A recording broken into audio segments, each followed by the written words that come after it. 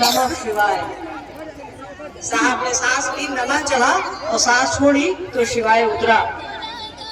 पूरे अध्यात्म में लोग कहते हैं ना कि अध्यात्म की कुंजी क्या है, पूरे अध्यात्म की कुंजी यही मिली साहब को।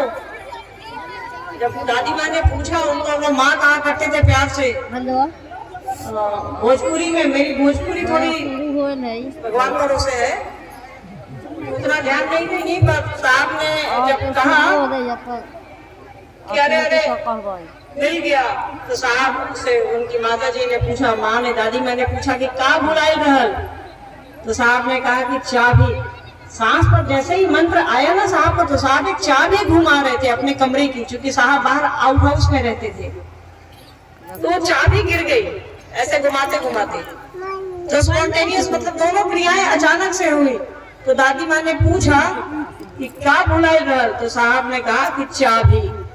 दिखने में वो चाबी थी और समझने में और शिव की ओर जाने में वो अध्यात्म की चाबी है, जो साहब को इसी तुर्की के ट्रेनिंग स्कूल के प्रांगण में, ट्रेनिंग कॉलेज के प्रांगण में मिली। हमको मालूम है कि नमः शिवाय हमारा आपका तीसरा सूत्र भी है।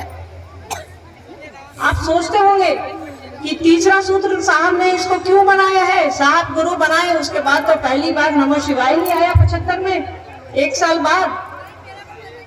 तो नमः शिवाय कब आया, किन परिस्थितियों में आया, इसको थोड़ा समझने की आवश्यकता है।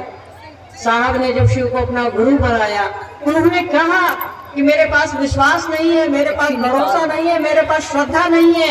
एक चीज साहब के पास थी कि साहब